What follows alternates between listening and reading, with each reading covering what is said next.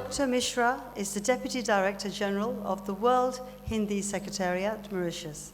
He is a scholar, author, and cultural diplomat whose work bridges literature, education, and cultural diplomacy, advancing India's linguistic heritage, inclusive education, and civilizational wisdom through research, writing, and policy initiatives.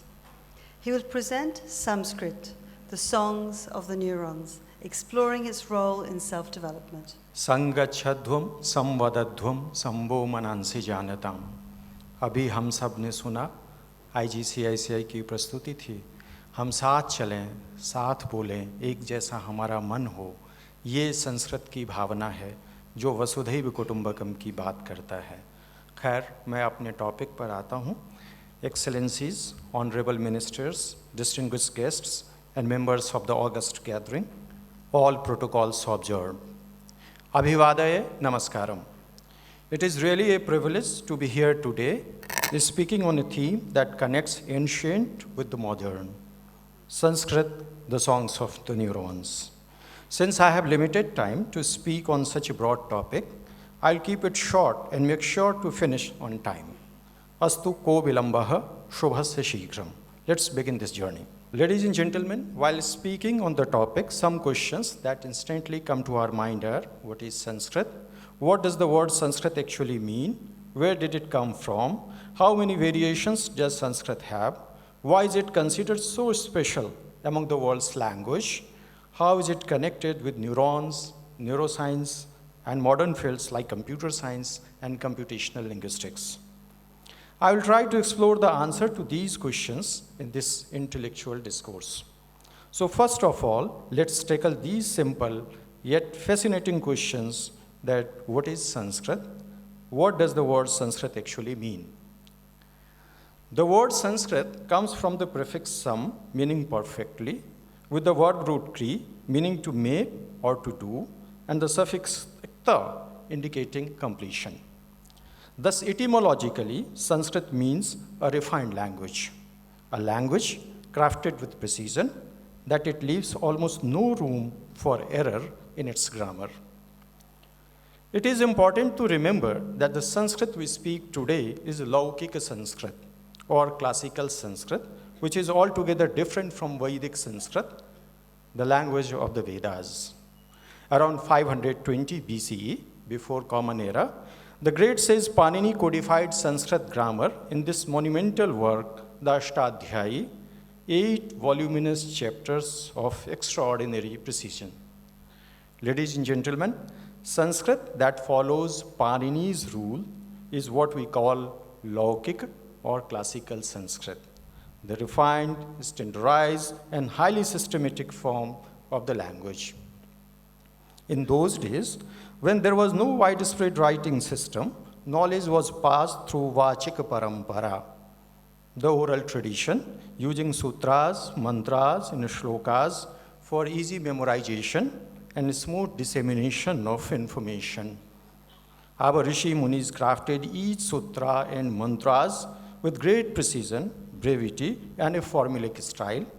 They were so concerned with brevity that even the saving of half a syllable, ardhamatra, in a sutra was celebrated as an achievement.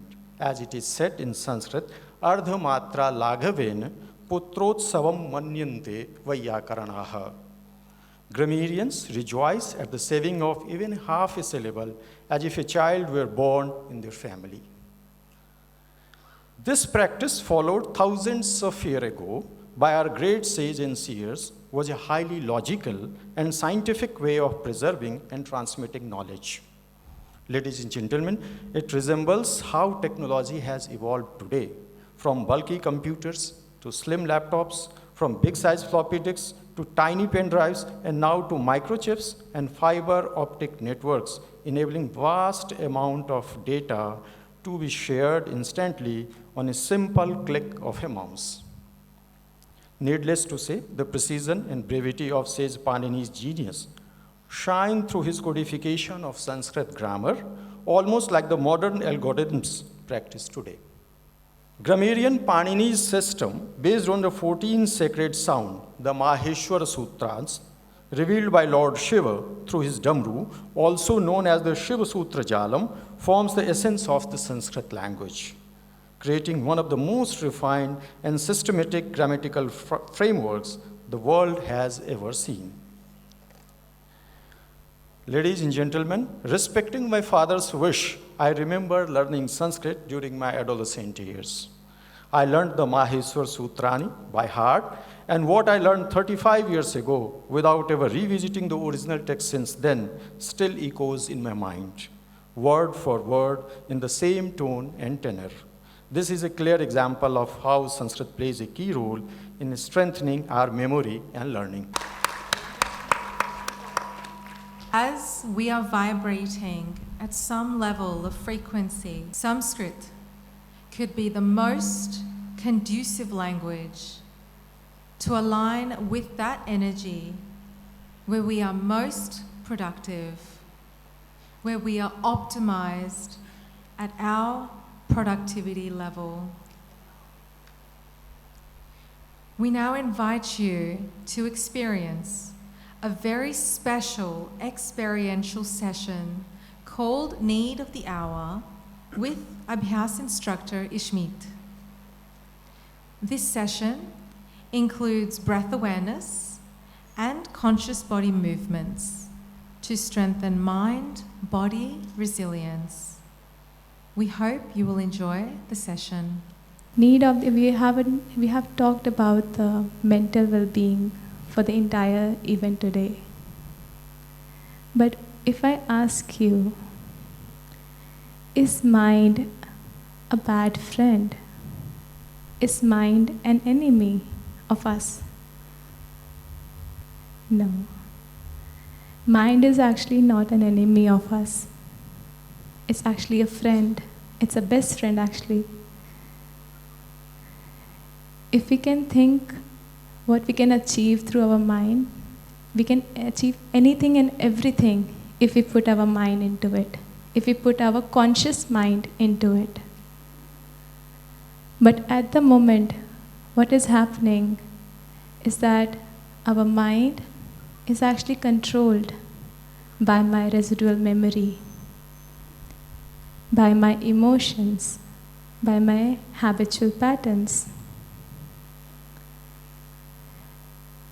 Usually, what do I usually say? That I'm feeling agitated.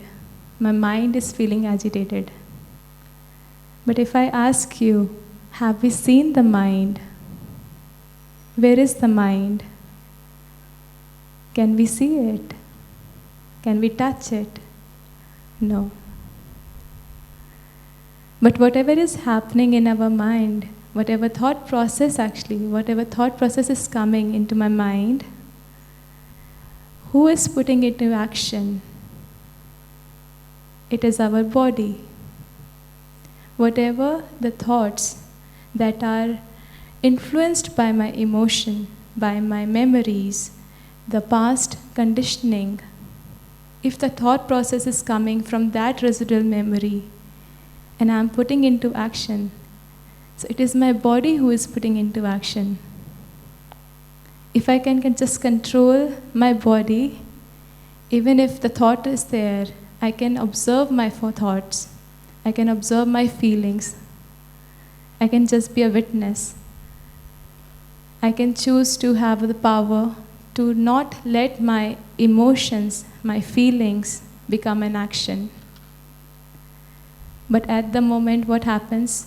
That my mind becomes my body becomes the mind.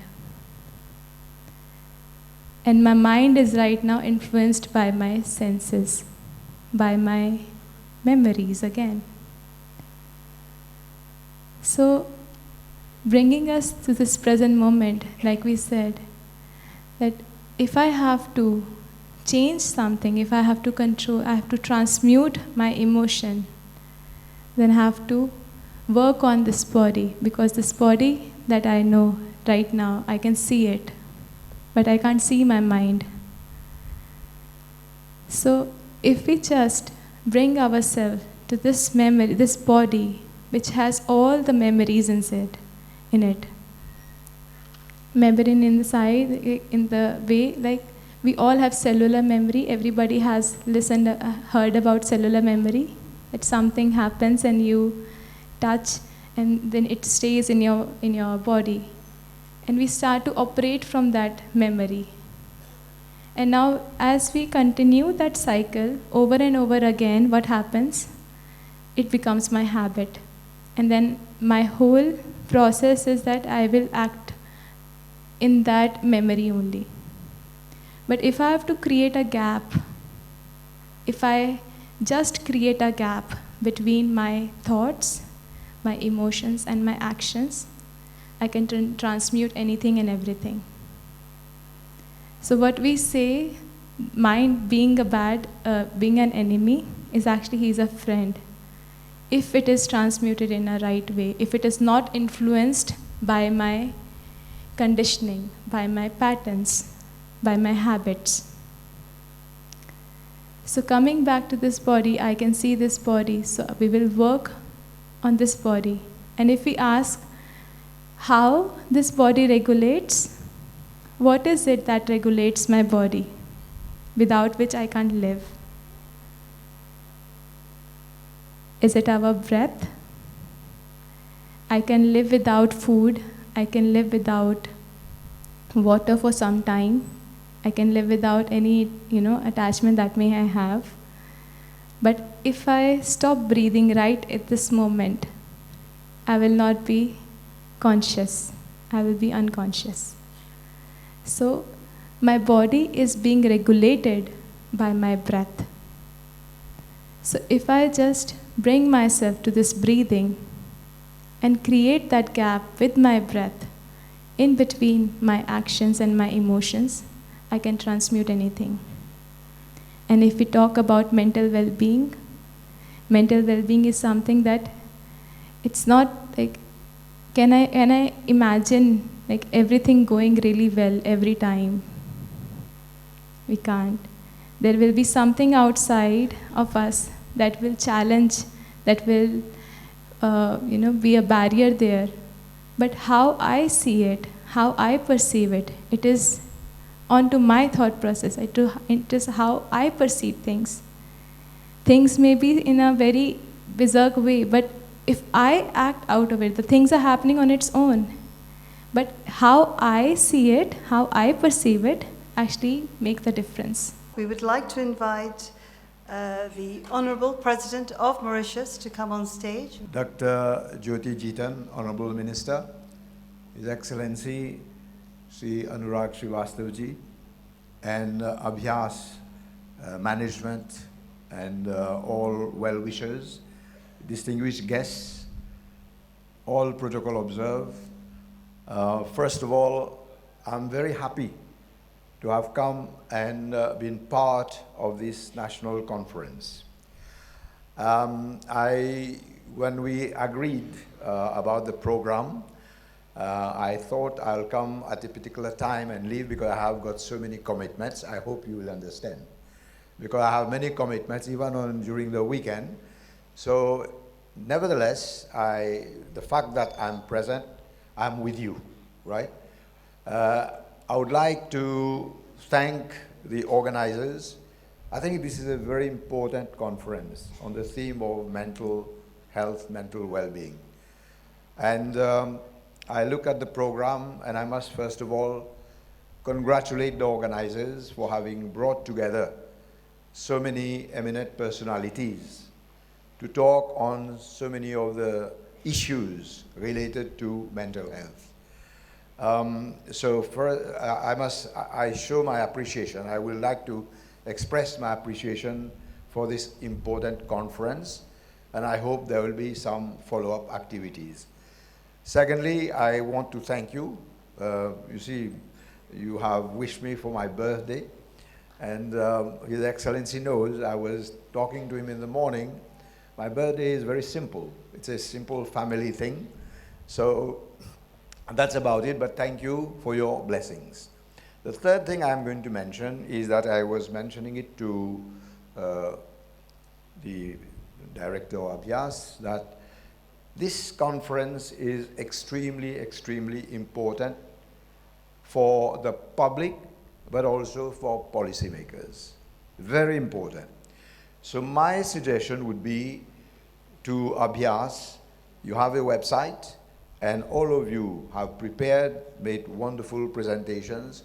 Why not gather all the inputs and put them on the website so that people who are interested, and this is going to be an issue in the day, bigger issue in the days to come. So I would make a humble request to all resource persons who have made presentations, do please work with Abhyas and try to gather all this information. There's a lot of useful insights that must have come up, and all this will be very useful for the public at large and for policymakers. No matter where we reach, the idea of we as who we are remains the key to our well-being. We will now warmly welcome the IGCIC team to chant in Sanskrit. Asatamasat gamaya tamosoma jyotirgamaya mitamamritam gamaya shanti shanti Shanti Om, Shanti Om, Shanti Om, Tat Sat. Shanti Om, Shanti Om, Shanti Om, Tat Sat.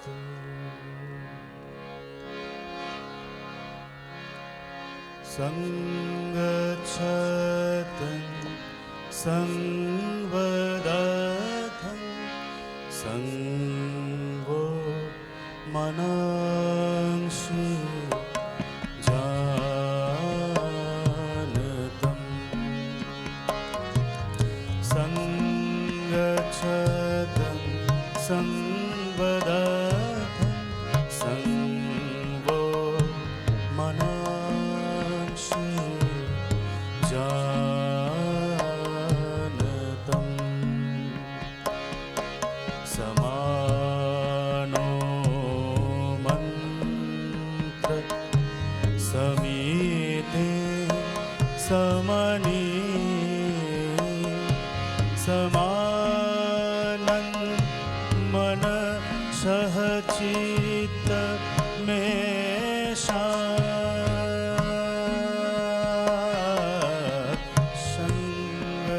Sangachatan Sangvadatam Sangbo Manakshi Janatam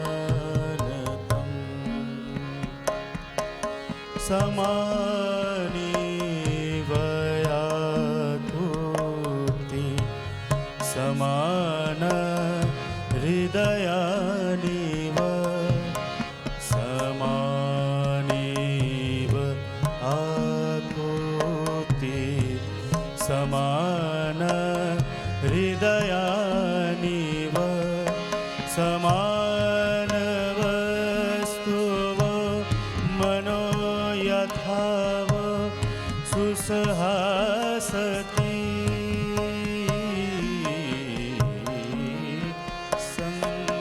Sangachatan Sangvadatham Sangvo Manakshi Janatam